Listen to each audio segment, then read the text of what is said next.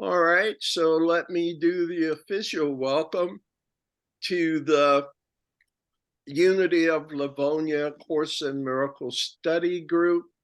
And this is Tuesday, September 12th, and we meet from 7 to 8:30 p.m. Eastern Time. This summer, as you know, we said we would embark upon a study of the supplements to A Course in Miracles, and there are two of them. The first one is Psychotherapy, Purpose, Process, and Practice. And the second one is Song of Prayer, both scribed by Helen Schuckman, the one that scribed A Course in Miracles. And I'm happy to say we started back in June, but we're almost done with Psychotherapy, Purpose, Process, and Practice. There are just a couple more paragraphs actually to that. And then we'll be ready for Song of Prayer. But I thought if you saw on the agenda, I'd like to just do a kind of summary discussion of psychotherapy, see what you got out of it, what your feelings are about it, and things like that before we move on. So hopefully you all have the agenda. I've got some music for you, but listen, before that, I want to do another promotion, if you don't mind, of my upcoming workshop. It's called Practical Spirituality 102, The Problem of Scale. And 102, obviously, let me just say this will be the second in the series of 3 Zoom workshops that I prepared. I did PS 101 back in August, and PS 102 will be Thursday, September 21st, from 7 to 8:30 p.m. Eastern on Zoom. So join me if you can. I think you'll find it of interest. It's a continuation of PS 101, and our focus, as you can judge from the title, is that I want to primarily spend time talking about the problem of scale. I think that practical spirituality is a very good message that we can use to maybe bring folks together in a way, because I think the world is coming to some sort of crisis, some sort of inflection point. And I think that practical spirituality may be a way of getting people to use spiritual principles simply based on common sense, like 2 heads are better than one. I'm happier when I'm at peace rather than if I'm fearful or stressful, and showing the benefits of spiritual principles using more common sense language. So that was kind of a long promotion. I hope that you will indulge me. I sent out an email with the link to register for the workshop, but if you didn't get that or need another one, just let me know, okay? Any questions before we move on from that? Okay. Well, why don't we start getting in the mood here with a little music on one of my favorite subjects here. And It's a song called My Holiness Shines Bright and Clear. And I think it should sound familiar because it's from A Course in My Miracles. holiness shines bright and clear today, and I will ask for only joyous things to come to me.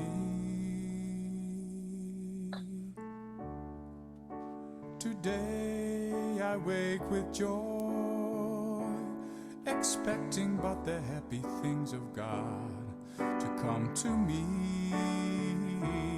And I ask but them to come and realize my invitation will be answered by the thought to which it has been sent by me.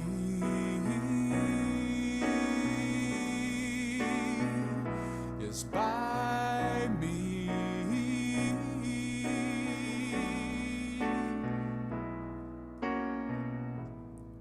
My holiness shines bright and clear today, and I will ask for only joyous things to come to me. For what would be the use of pain to me? What purpose would my suffering fulfill? And how would grief and loss avail me if insanity departs from me today, and I accept my holiness,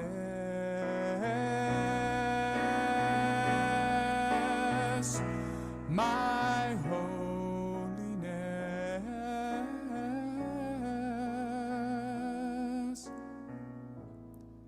My holiness shines bright and clear today, and I will ask for only joyous things to come to me.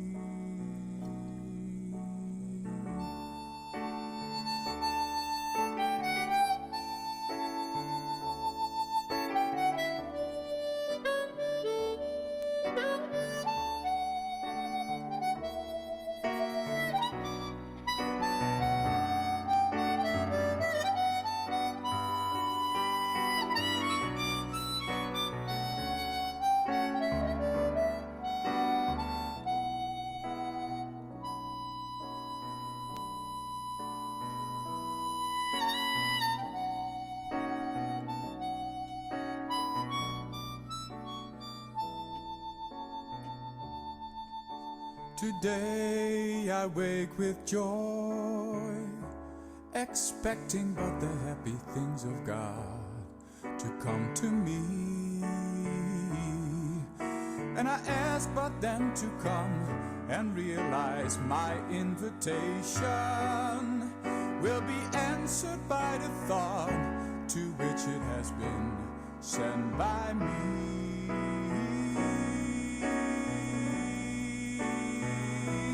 By me.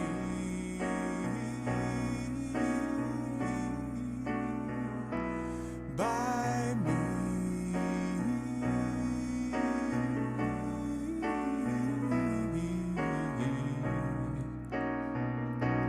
By me.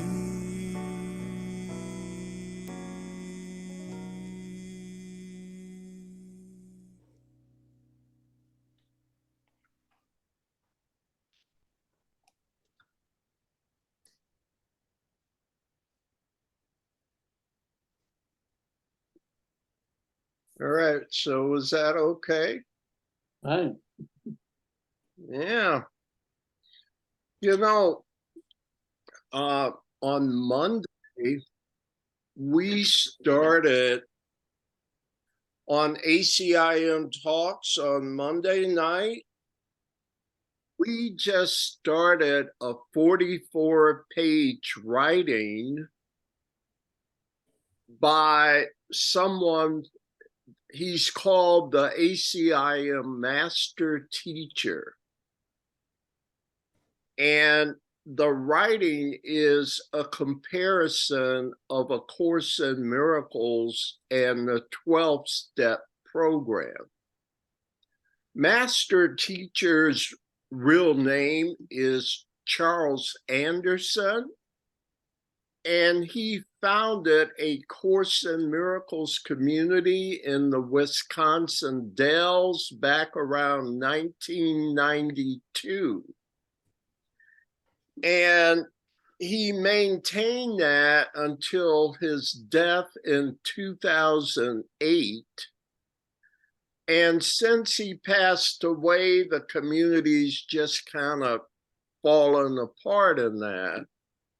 But the reason that I mention him is that the song that you just heard, I don't have the names of the writers or performers, but they're part of a CD that was given to me that featured musicians from this ACIM community in the Wisconsin Dells.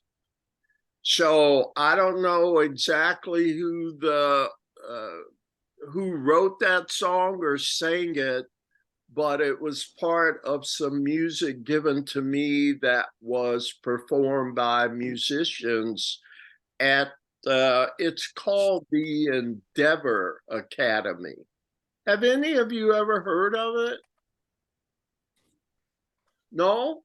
Mhm. Yeah, Pat, you have? Yeah, in the 90s, when I was doing the course, there was a fellow who was very much involved with that movement. And Yeah. it was during all the controversy with the Yeah. plagiarizing and with the FIP people and stuff. Yes. So I didn't get too involved with this endeavor, but I remember Oh. hearing a lot about it. Well, I got some friends, and we'll get back on topic here very soon. I have some friends who their story is that they had some friends that sold their house here and moved to that community, and they went to save them because they thought it was a cult. Yeah.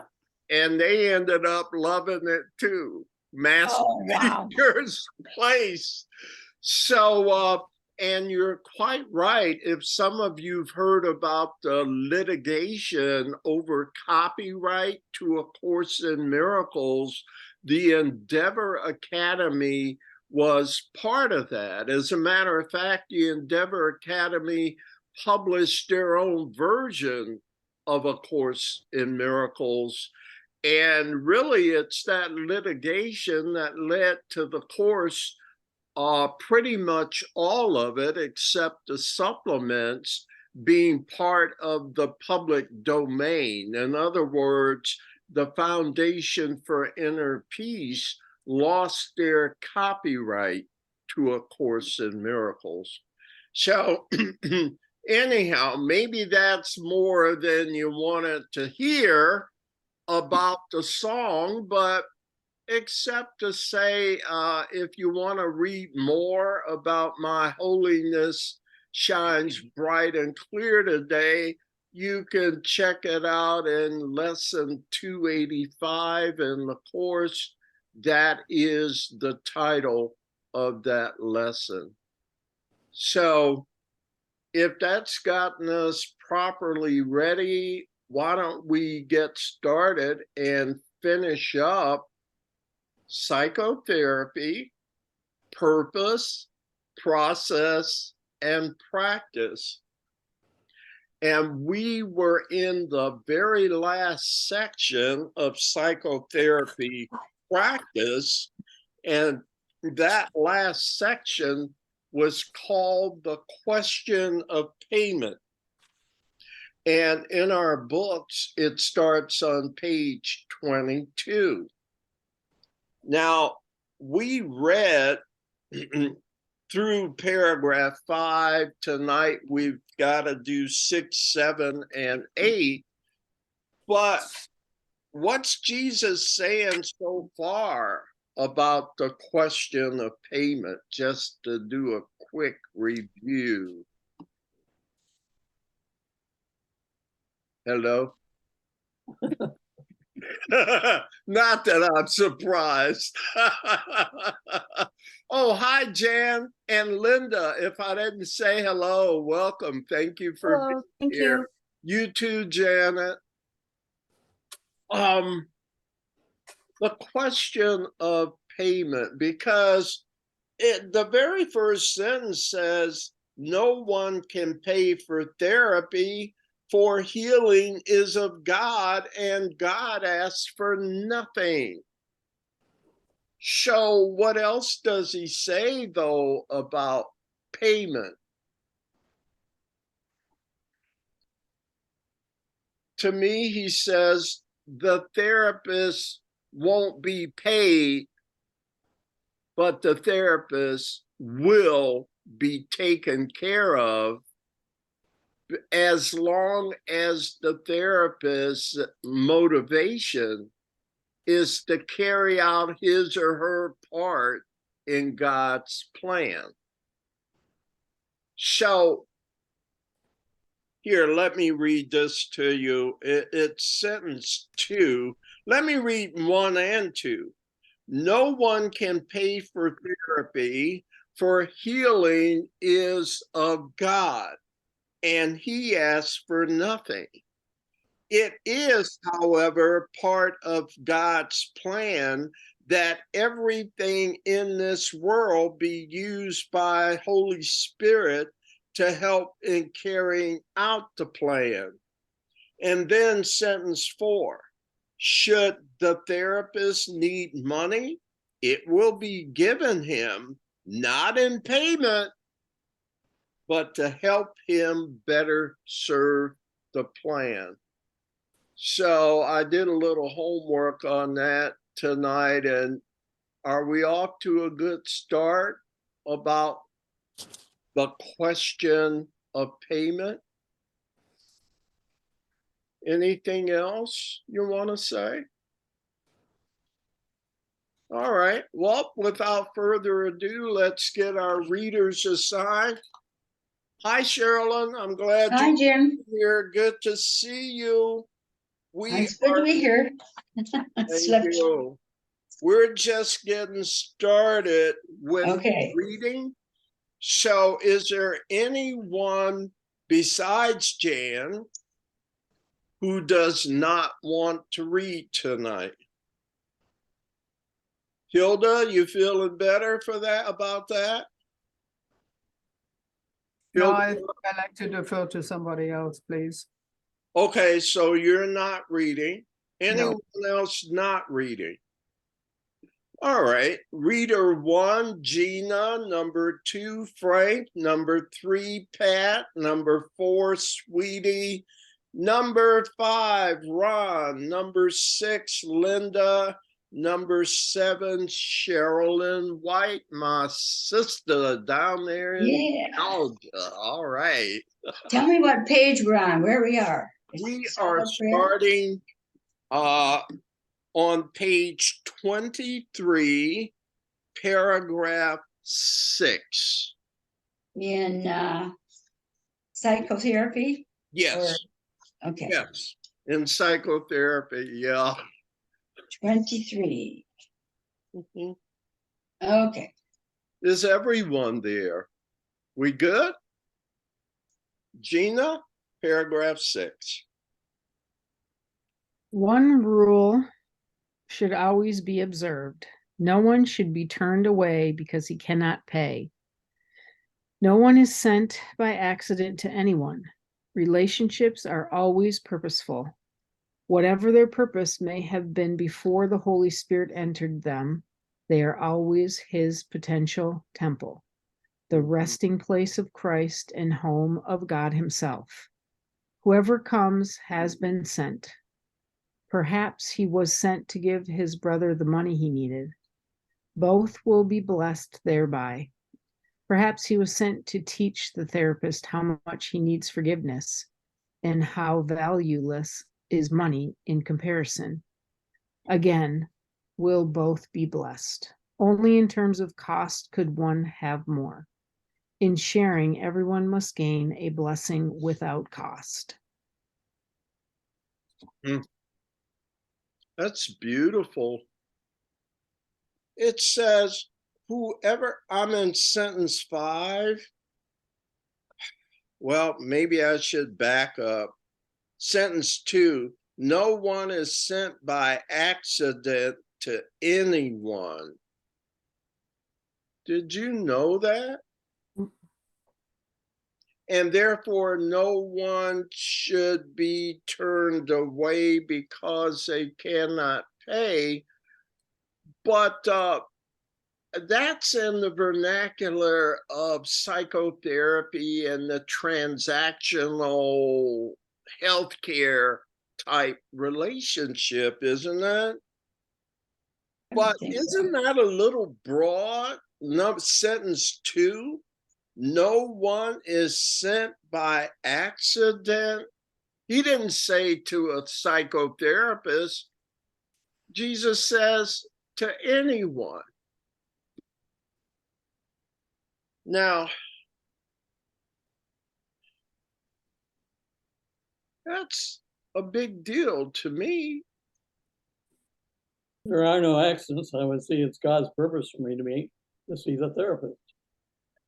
Well, I can understand that about a therapist, but he's saying no one is sent by accident to anyone, not just a therapist. That's the part that caught my eye. He says anyone.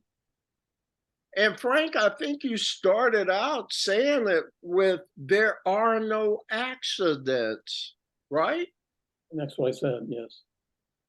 And then you narrowed it down to psychotherapy, but I contend we leave it open because here's the point I want to talk about. Are you saying there are no coincidences? Or is Jesus here saying there are no coincidences? Like none?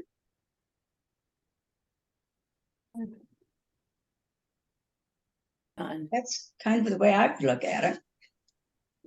Yeah, I see Pat shaking her head and Hilda a little bit, but that's blowing my mind.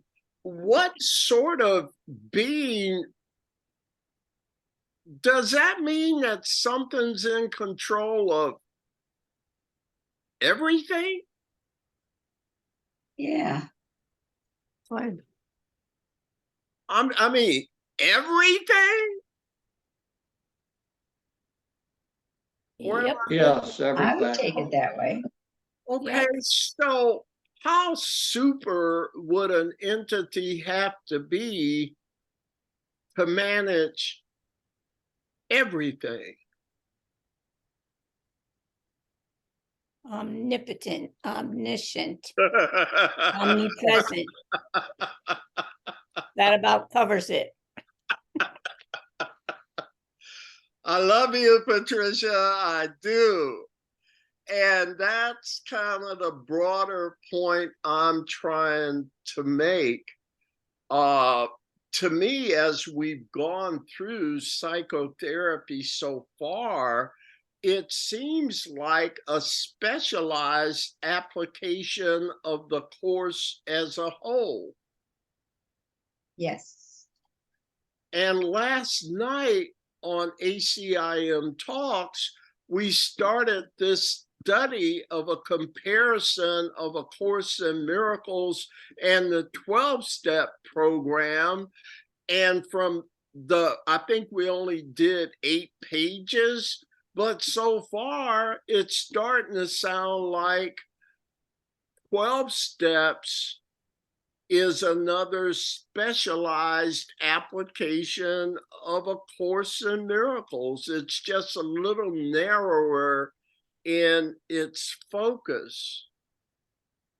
And I'm constantly reminded of the line in the manual for teachers. At any rate, do you remember where it says this course is but one version of the universal curriculum? There are many others. And now I'm seeing even more and more, like we play music and all different walks of life. And now I'm seeing another version of the universal curriculum in psychotherapy and starting in the 12-step comparison. So how many versions of this universal curriculum are there? It's a lot more than A Course in Miracles. Mhm. I think there's as many as there needs to be to reach everyone. And who could run a program like that? Pat? The one and only. Yep. Right? Yep. Omnipotent, omniscient, omnipresent one. So as we go along, and I know we haven't gotten very far, I just want you to see the resume. Like if you had that on your resume that you could run everything, that's pretty impressive resume, isn't it? Mm. Would you hire them? Oh, yeah. Okay. Now, that's not from church, that's from common sense, right? Yeah, exactly. We All could right. all go golfing. Yeah. Thank you, Pat. Let's And get a hole in one. Yep. every time, right? So, hi, Dee. Welcome. Glad you're here, my friend. Thanks. Hi, everyone. Hi. Listen, Dee, we're on page 23 in psychotherapy. And I think we just finished paragraph 6. What Is it section? What uh, section is it? I don't have the same question of pages. payment? It's called the question of payment. Okay, great. Got it. All right. What paragraph? We 7 you're up just to? read 6. Okay, Jesus perfect. read 6. Was there more to say on paragraph 6 before we move on? Can I just quickly apologize to everyone because I know I told you that I can't make it till 7:30 on a weekly basis anymore, but I just want to share that with everyone so that I'm not being rude. I'm sorry for interrupting every week, but I'm glad to be here when I can. I appreciate it. I think that's very gracious of you. Is that okay with everybody? Yes. Absolutely. All right. Looks like we're not going to kick you out after all, Dee. Thank you. All right. Well, it's such a nice group. Anywho, if there's nothing else on paragraph 6, by the way, Dee, you are reader 8 after Sherilyn. And now we're up to Frank for paragraph 7, correct? Correct. All right, sir. This view of payment may well seem impractical, and in the eyes of the world, it would be so. Yet not one worldly thought is really practical. How much is gained by striving for illusion? How much is met by throwing God away? And is it possible to do so? Surely it is impractical to strive for nothing and to attempt to do what is impossible. Then stop a while, long enough, to think of this. You have perhaps been seeking for salvation without recognizing where to look. whatever your help can share. Whoever, read that again, Frank, sentence 6. Whoever your help can share, you wear. What greater gift than this could you be given? What greater gift is there that you would give? What is a gift he's referring to?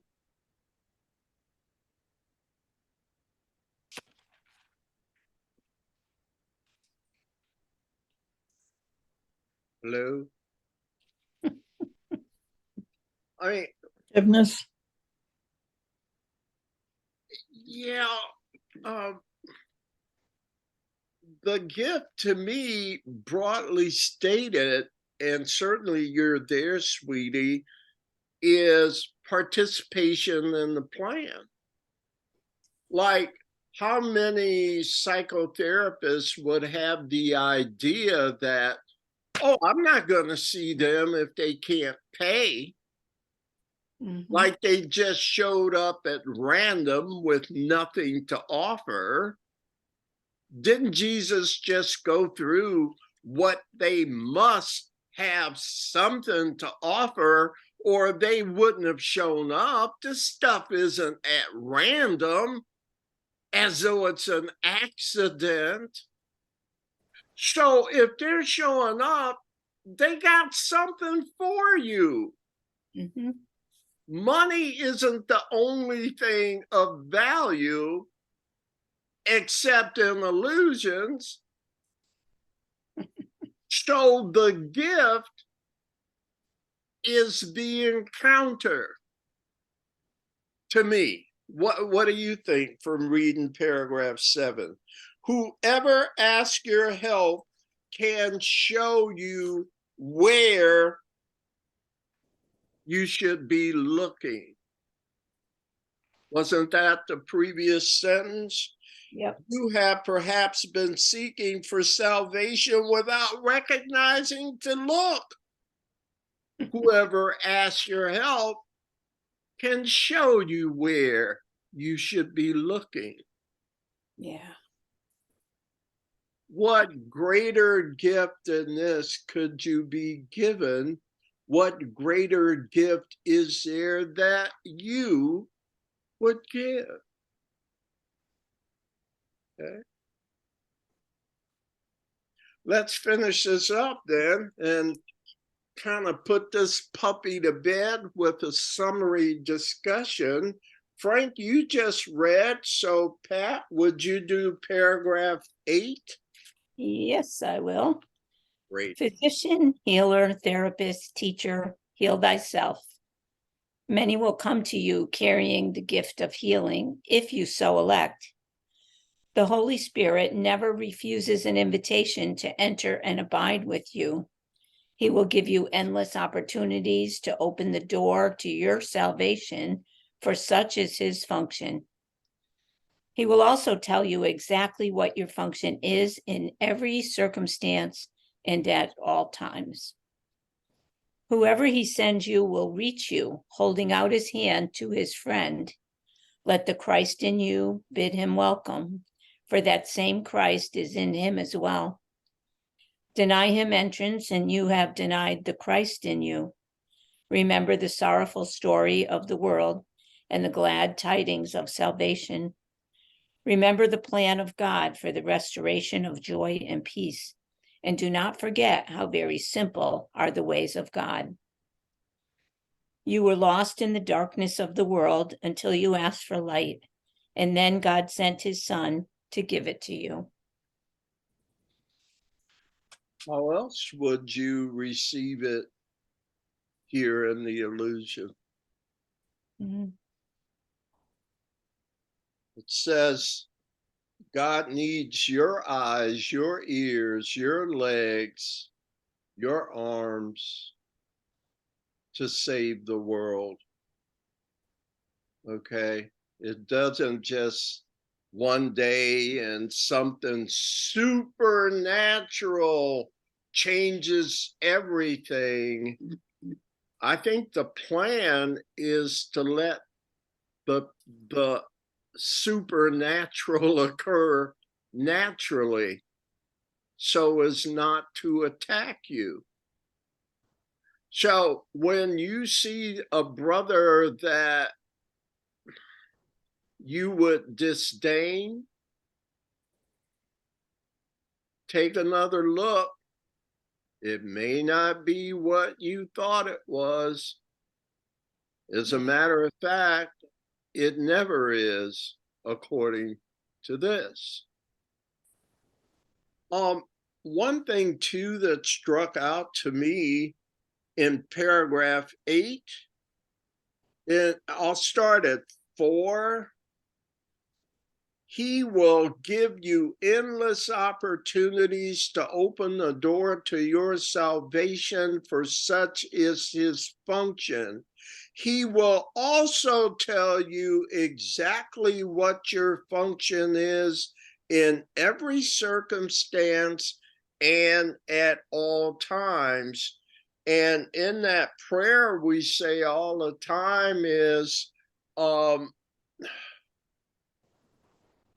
let me start from the beginning. I'm here only to be truly helpful. I'm here to represent him who sent me. I don't have to worry about what to say or do, because he who sent me will direct me. Mm. That's what that sentence 5 here made me think of. Do you see why it Right. made me think of that? It's not like we haven't heard this before many times, in many ways, in many different forms, yet the content is the same, isn't it? No worries. I don't have to think about what to say or what to do. If I shut up, he'll tell me every single step of the way. If I get out of the way will be made. Isn't that paradoxical? Here at level 2, right? Comments, my friends.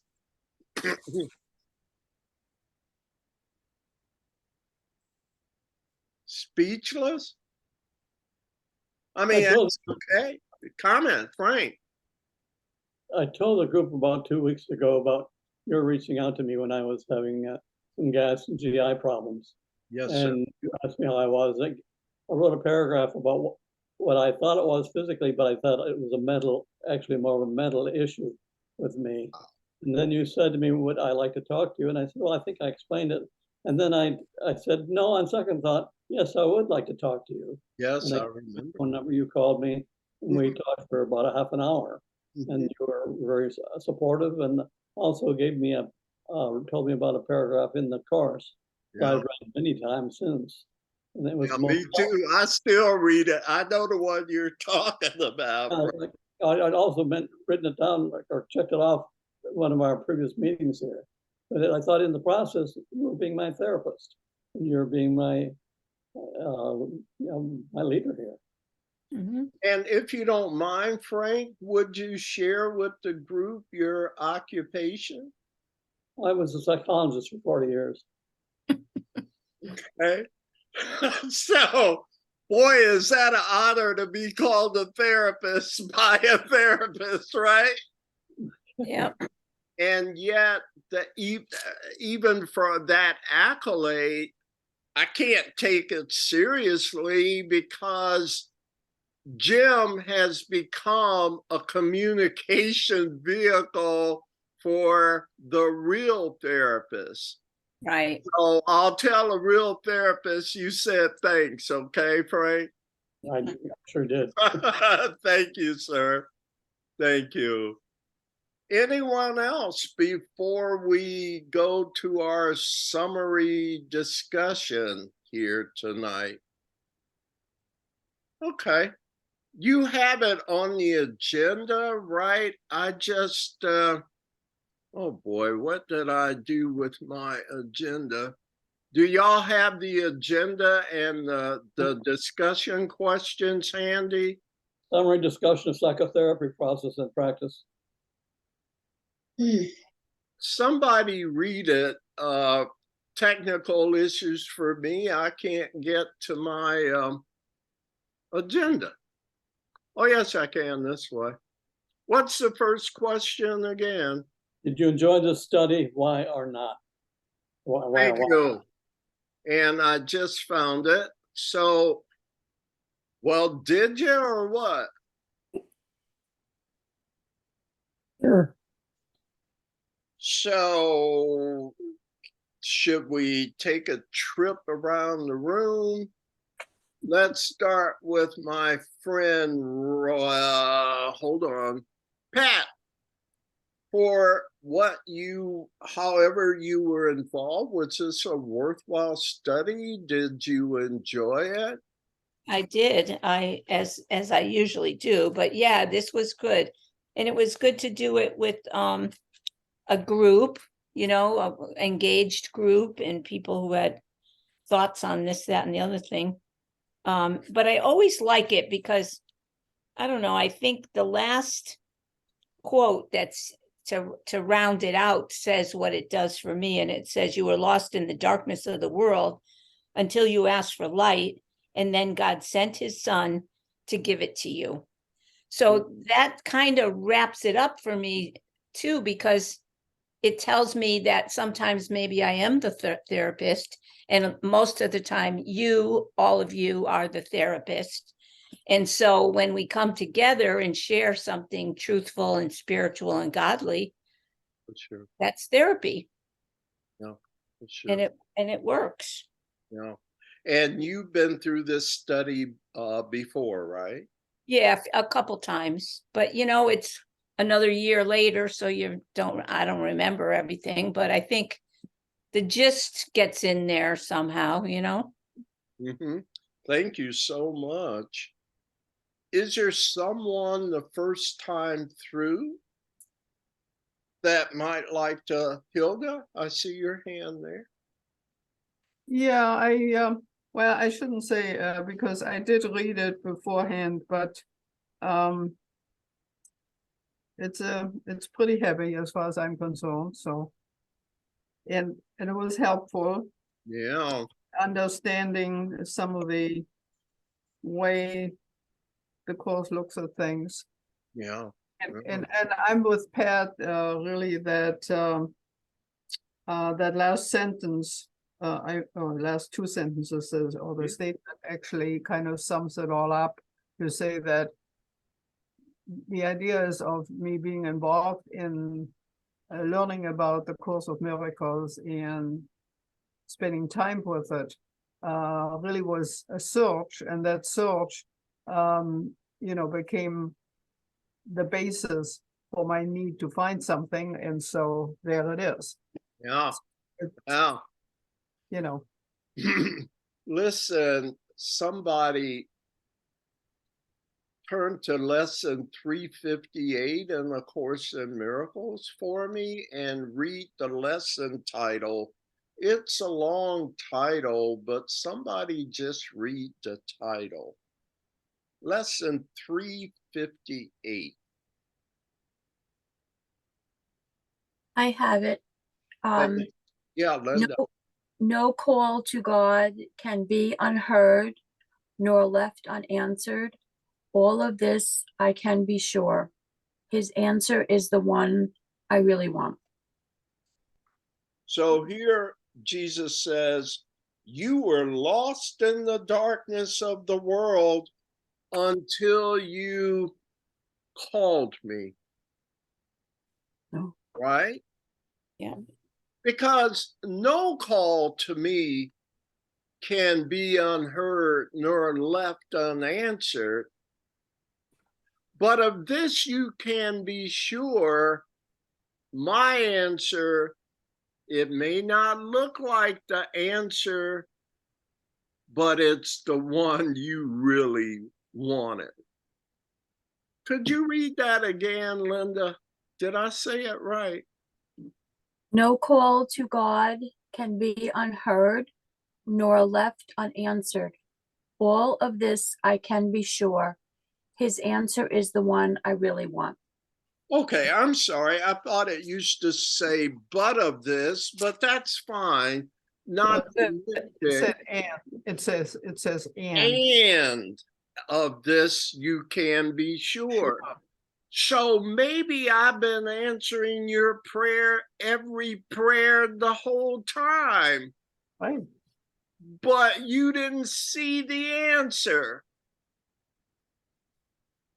In that passage I read to you, Frank, from lesson 135, paragraph 18, and it said, you know, the one that goes, what could you not accept if you but knew that all things, all events, past, present, and to come, have been gently planned by one whose only purpose is your good. But here's the second part.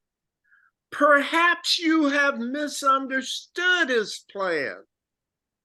For he would never bring pain to you, but your defenses did not let you see his loving blessings because it didn't look like the answers you wanted them to be. Do you see how we're saying the same thing? Yes. In so many ways? Open your eyes. I haven't forgotten you. I've heard your call, my people, as back in Moses' day, right? And talking about the slaves. And I have heard your call. I'm working on it. I haven't abandoned you, but it requires your cooperation. But before I can do that, I have to raise you from darkness so you can start to see the answers. Did I go too far with that? Nope. We're just trying to finish up one question of several others. Is there any, I don't know if you'd speak out anyway, but did y'all like it okay? Did you get anything out of it? It was my first time also going through this psychotherapy thing. And I really loved the reminder that all therapy is of God. All therapy is of the mind, and all therapy is of God. Yeah. And in all the ways it explained it in this reading, these number of pages. Yes. And there was a lot of other things in there, but just today when we were reading the last paragraph, about there are no coincidences. It didn't put it that way, but if somebody's called on you, Yes. it's meant to be. And I knew that. And I just had an incident today. Well, it didn't happen today, but I just found out today. Yes. Somebody that I know well in AA called me about 3 weeks ago. And my life was crazy that week, and I didn't return her call. She's a very difficult person to deal with. And I know that's why I let it go so long. Mm-hmm. And then I heard today that she drank. And I mean, this is after many years. So I really need to get on the horn and call her, find out, to call back and find out if there's anything I can help with. But there you go. I didn't listen to the call. And yet with your friends here, you're hearing it again and getting another opportunity to exactly. Possible meaning to you. Yeah, I appreciate that. Thank you, sweetie, as usual. Any other comments on question 1? What do you feel are some of the important principles you learned from this study? You know, I used to be a school teacher, right? If you can't tell, right? But after such a important reading, I just thought it would be good for us to kind of try and summarize some stuff and not just go off to the next thing without giving this one its due. You see, what are some of the principles that you learned from this study about psychotherapy, what its purpose is, what its process is, and what the practice of psychotherapy really is? What do you think? Listening is a very important part of it.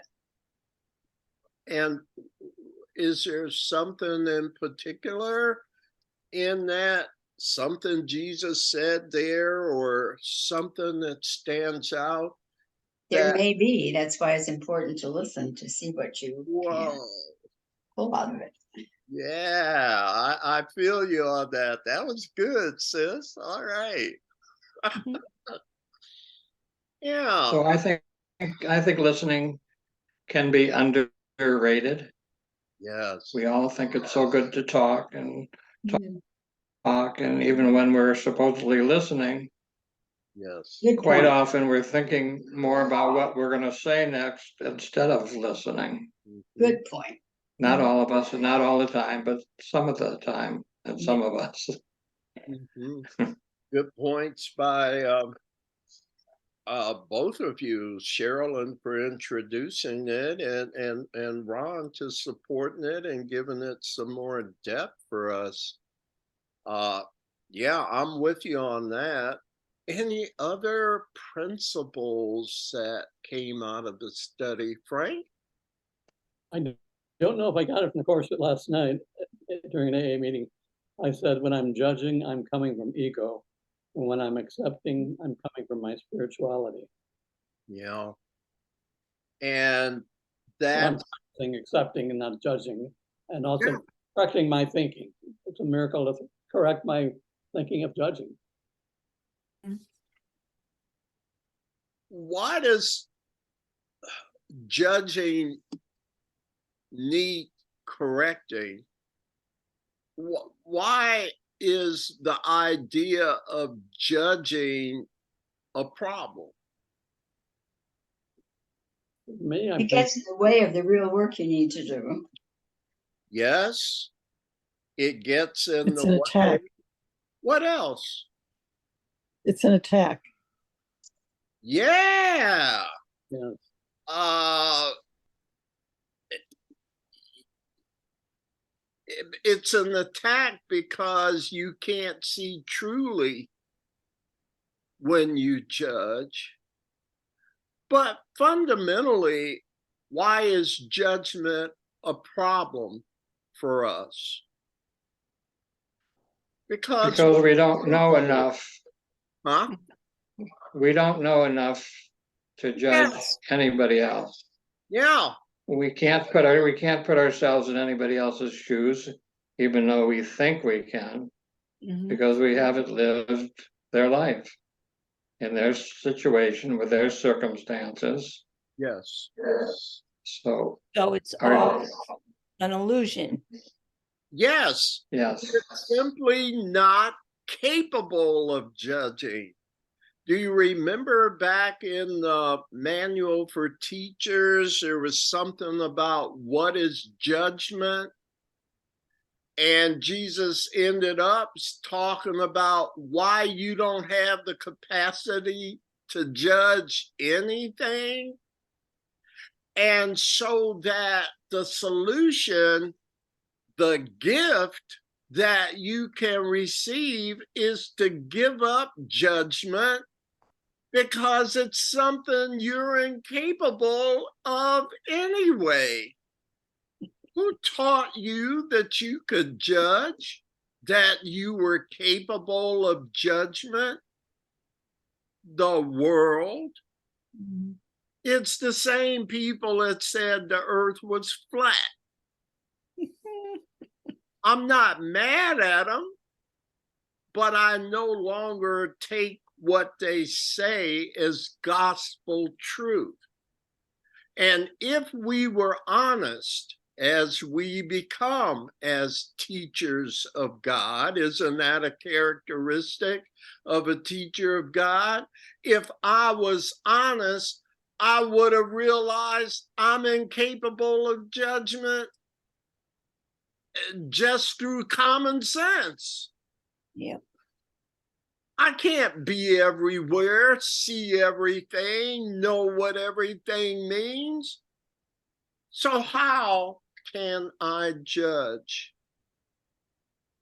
But there's one within me that is in a position to judge. Why, Patricia? Omnipotent, omniscient, omnipresent. Okay. Those are great credentials for being a judge. Absolutely. All right. Where are we on our question list here? I'm seeing, did anyone else want to chime in on any important principles? I would like to, but I don't know if they're principles or not. But I learned that I used to think a therapist and a patient both had their individual parts in a situation. Yes. The therapist was always a teacher and the patient was always the student. Yes. But through the discussions and through the reading, I see that the therapist is a teacher, but also a student. Yes. And the patient is also a teacher and also a student. Yeah. Anything So else? that's what I've It learned. kind of goes with that, and it's that healing is holy. What do you mean healing is holy? Because it's true, and if it's what Frank just described, I mean Ron just described, it's two people together and the God is present, which makes it holy. And give me another word synonymous according to the course with holy. Oh, Yeah. That's what heals, is a return to unity, a return to oneness, a return to power. Power is the synergistic transcendence that unity brings. When we come together, we're capable of amazing things. Our wholeness is our holiness. Our transcendence, our holiness comes from healing, which is bringing fragmented stuff back together again. So who was it? Who was just speaking? Was it Ron or Frank? Who was just talking about, oh, Pat, about holy, right? Yeah. Am I getting too far off track with? No, that's really what I learned here. Yeah. And you were talking about the therapist. We used to see the therapist as a teacher, but I learned from this study that a good therapist is a communication device for the real therapist. That's a good way to put it. Go ahead, Dee, a little good way to put I just said that's a good way to put it. I love that. That's perfect. Okay, which Yeah. implies that the good therapist has moved his or her ego out of the way in order to become a vehicle to be a good teacher. He is the quote unquote teacher, but only because he surrendered to the teacher. Is that? Yeah. Yeah. Yeah.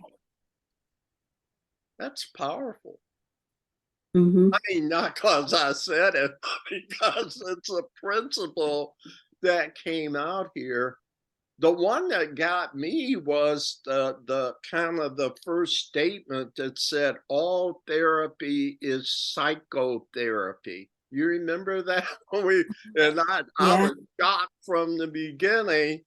And this was a good study for me. I think I learned a lot from that.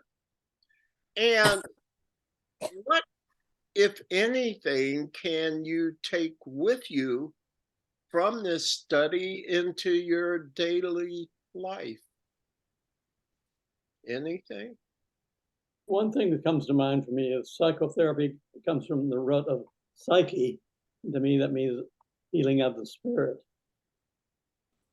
Psyche, I thought it meant mind. Right. Mind, or I equate it increasingly as healing of my spirit. Yeah. And maybe your mind is not your spirit.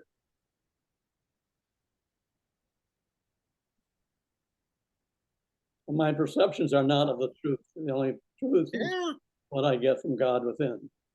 Because what is the mind? What's kind of what does the mind do in common vernacular that the world teaches?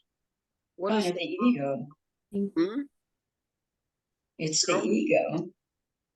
Yeah, but what did they teach us it was? It wasn't it the way you control things and manage your life? Mm-hmm.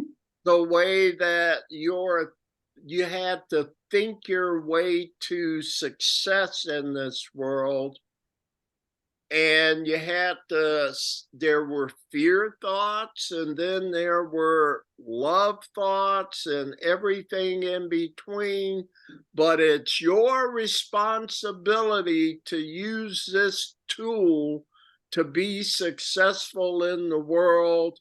And then we find out it was a friggin' trick.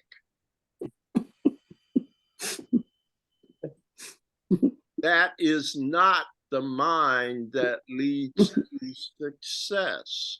No. As a matter of fact, we're being taught to step back from that mind.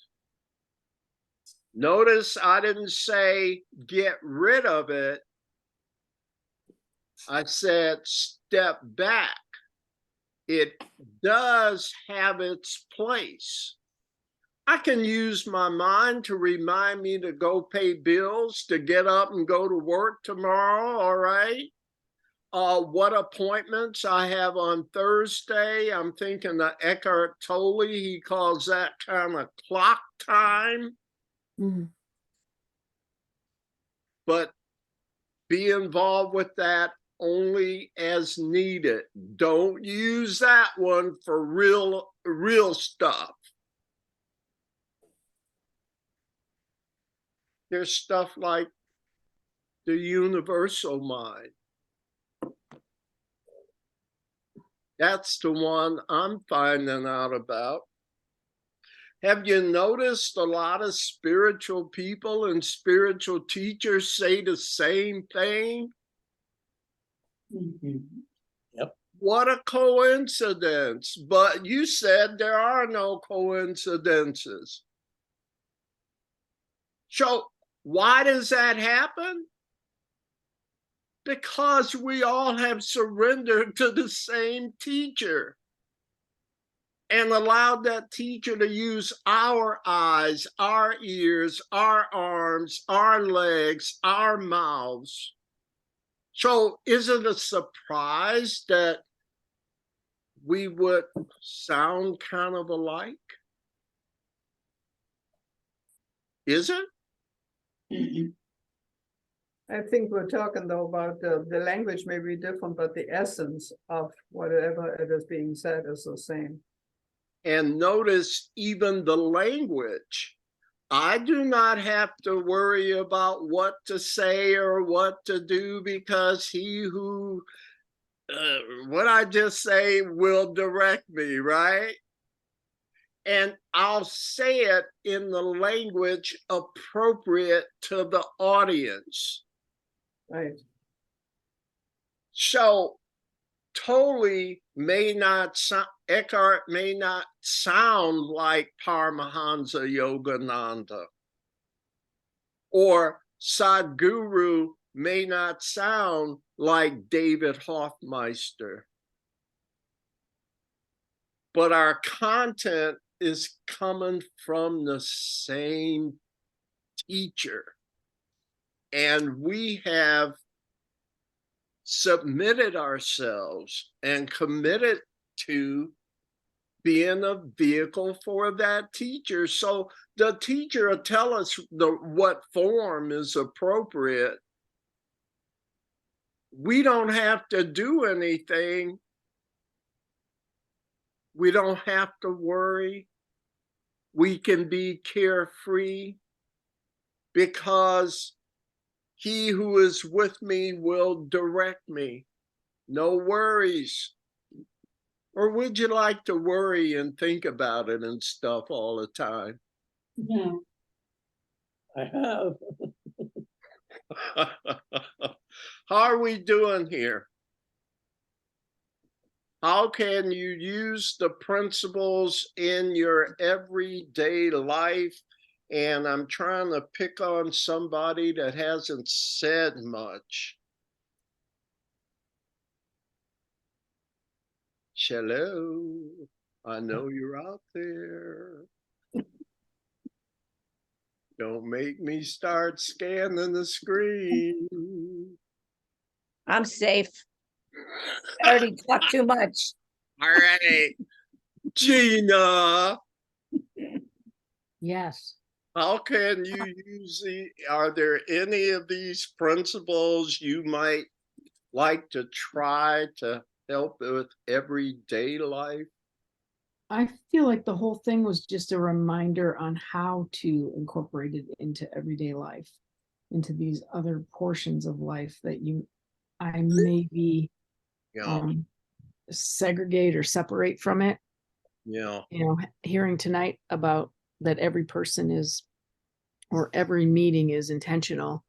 You know, I see about, I don't know, 100 kids every day. kids a day.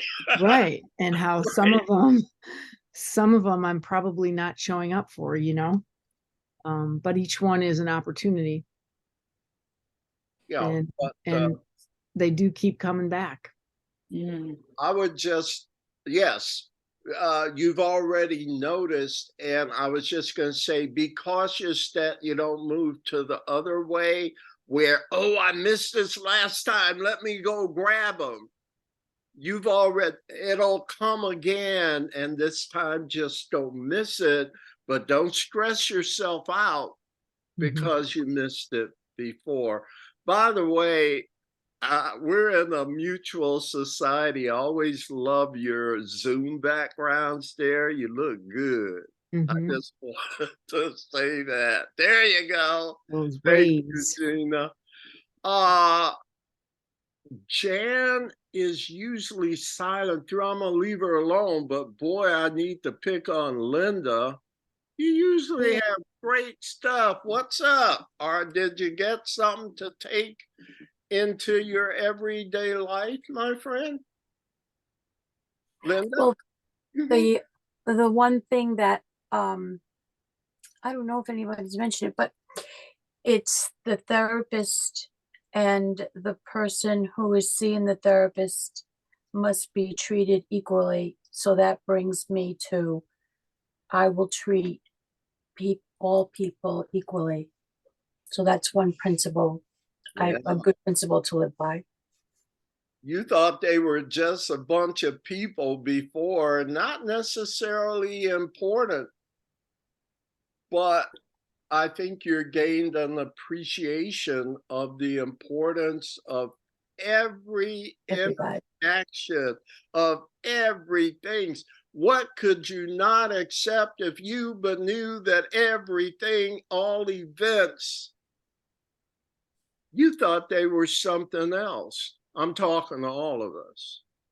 But now that you know, so if you want to get smarter faster, if you want to become enlightened faster, doesn't it make common sense that you don't miss out on your opportunities? It's just that I didn't know that's what they were before. Mhm. I thought they were something else. And oh my God, it was God answering prayer all the time. And of this, I can be sure, his answers are the ones I really want. Okay. Comments? We Yeah, good? I think for me, it was a reinforcement of reminding me that roles aren't what they look like, that we all play all the roles. There's not a distinction like I make of them Correct. between healer and healy or whatever the two is. Now, this one's important, but this one not so much. Okay. Well, not even important or not important, just the distinctions I make that we all play all the roles. Every one of us in every moment. I got you there. Shakespeare said, all the world is a stage and all the men and women are merely actors. We're all playing roles. The issue is that unlike A Course in Miracles, Shakespeare didn't tell me what the play was about. What's the point of the play? Salvation. Learning who I am and everybody else along with me. And learning who you are is the only solution you need to every problem, right? Mm-hmm. All right. Peace and love, my friends. I'm feeling good about what we're doing. You? Mm-hmm. Yes. Yeah. So let's just take a deep cleansing breath and move into the Song of Prayer. It's on page 1 and it's the introduction. D, it's introduction.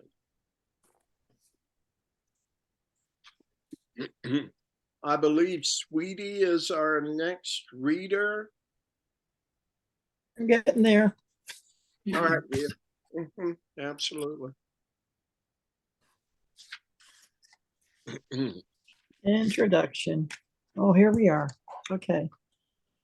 Prayer is the greatest gift with which God blessed his son at his creation.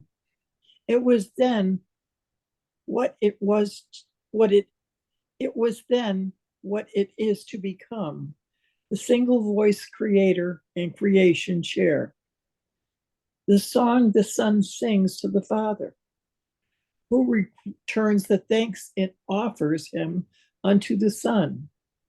Endless the harmony and endless too the joyous concord of the love they give forever to each other.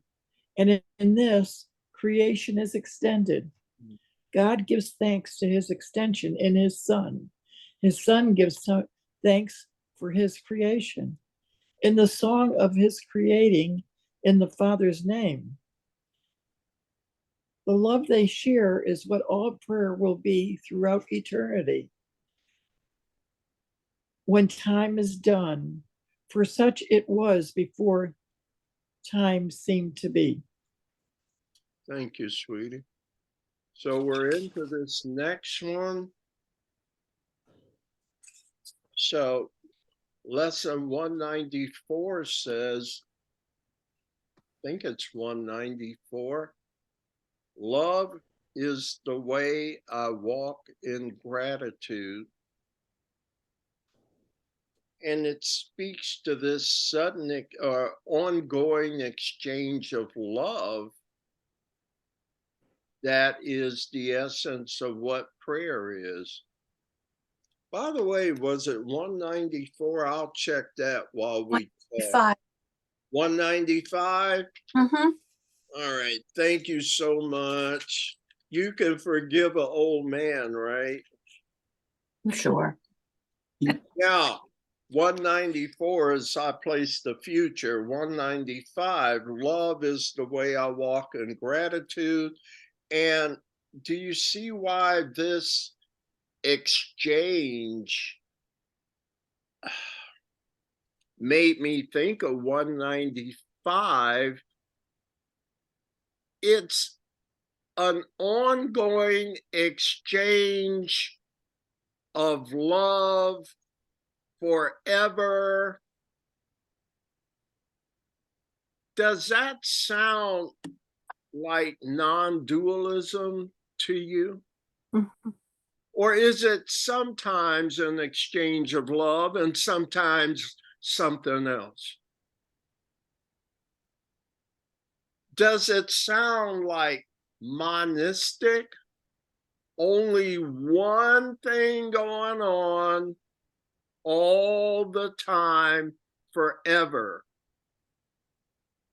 How did we get off track?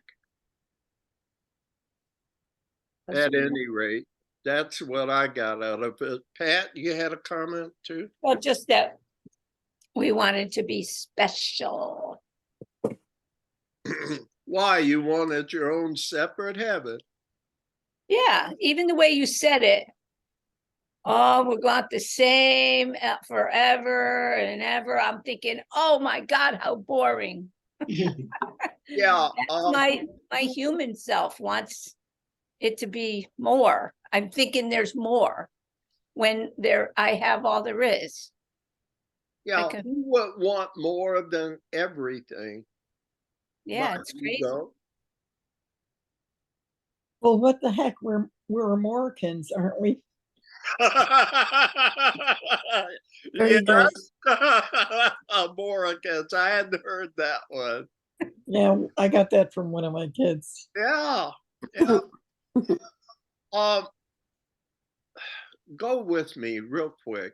Lesson 121. Can you find that one?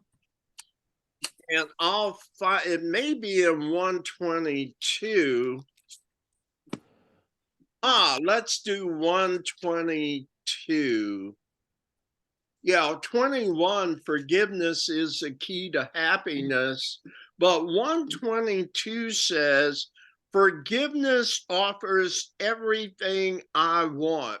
Because if I let go of this misidentification of what I am, and if I really know myself, Jesus says, what could you want that giving up this illusion cannot give? Do you want peace? My ego would say, I don't know, that'll get boring. Forgive. Do you want happiness? My ego would say, I don't know if I want to be happy all the time. Do you want a quiet mind? Do you always want to know what your purpose is? Do you always want to feel worthwhile? And do you want a beauty beyond this world? My ego says no. Why does my ego say no? Because it's insane. Hello, remember? It's hard to see it when you're in it. And yet you can. Yeah. Lesson 20 says, I am determined to see. I am, what was it? What's 21? Boy, I'm really getting rusty here tonight. The key to happiness. Well, yeah, but I am determined to see. I am determined to see things differently. So I am determined to rise above this tunnel vision, this compulsive response that I've been taught. I am determined to rise above that, right, Pat? Yep. I didn't say it was easy, but it's doable. And I have to be determined to Or keep else, working at it. Yep. or else the status quo will just suck me up. Yep. Got to be willing. Chapter 6, the lessons at the end, the lessons of the Holy Spirit. Letter C.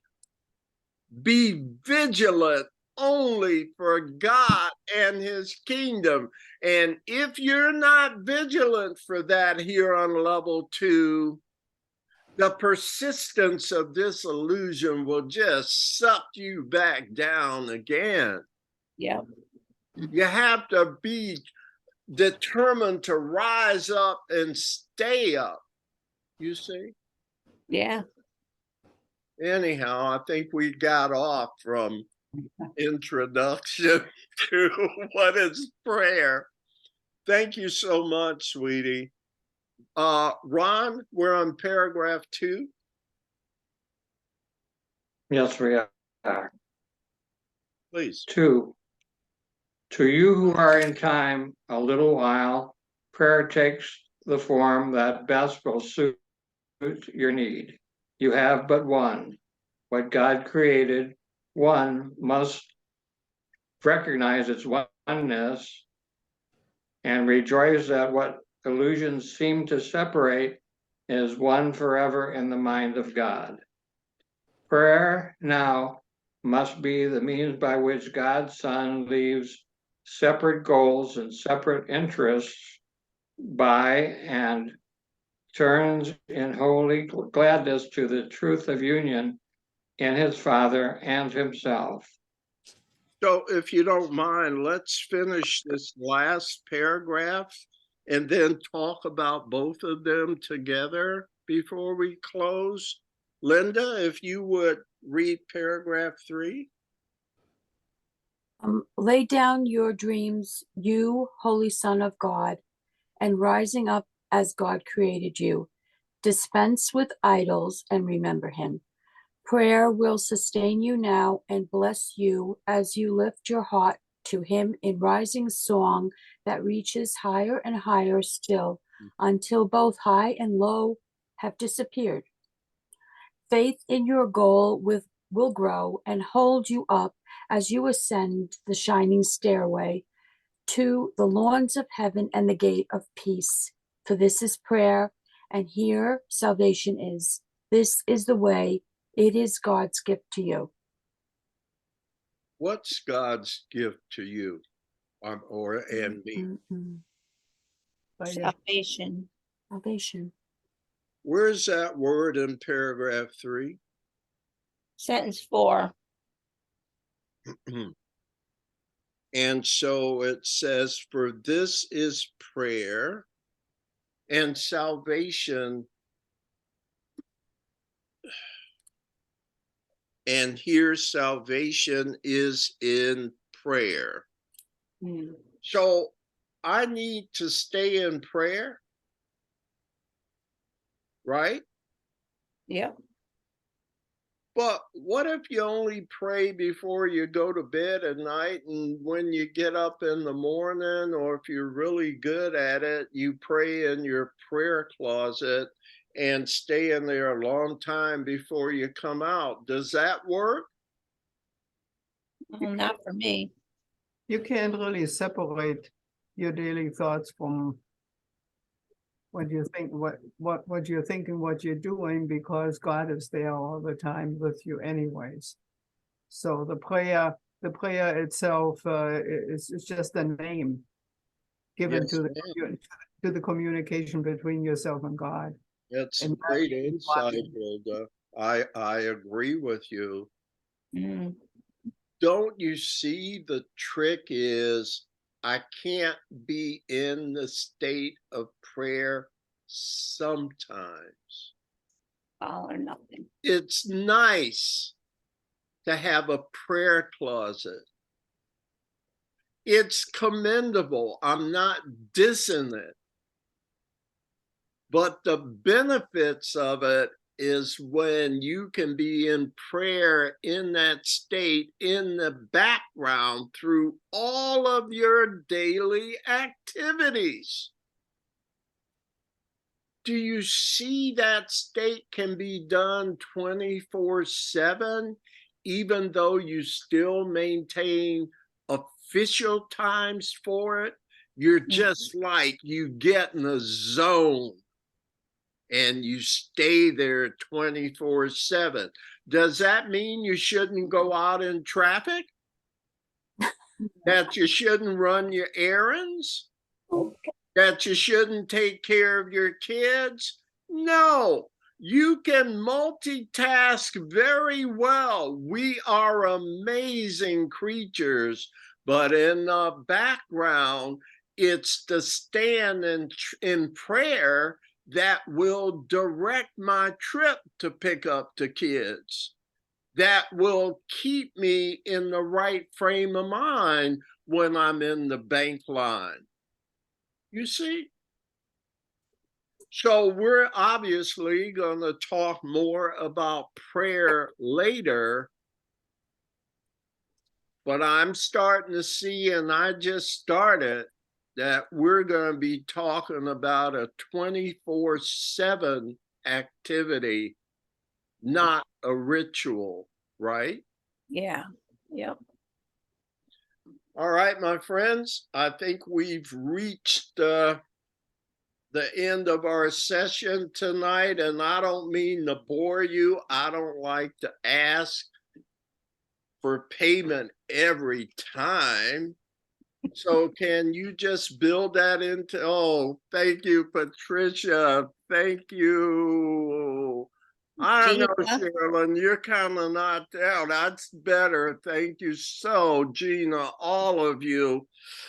I made a lot of money this week already. I mean, a lot of value this week already, right? Any final comments? I hope you had a good time. All right. Right. And Bye.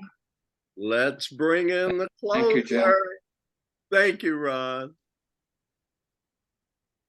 Hilda, you ready? I am ready. Yes, ma'am. The light of God surrounds us. The love of God enfolds us. The power of God protects us. The presence of God watches over us. Wherever we are, God is. I am the light of God. I am the light. I am the light of God. I am the love of God. I And the love of God. And the love of God. I am the power of God. I I am the power of God. I am the presence of God. I am the presence of God. Therefore, Therefore, Therefore, I am, wherever I am, God is. God is. God God All is well. All is well. and is all all is well. There is nothing to fear. There is nothing. Only love. Nothing to fear. Namaste. Namaste. There's only love. Namaste, Namaste. everyone. And we're working this out at the end. Spirit's taking care of it. See you next time. Namaste.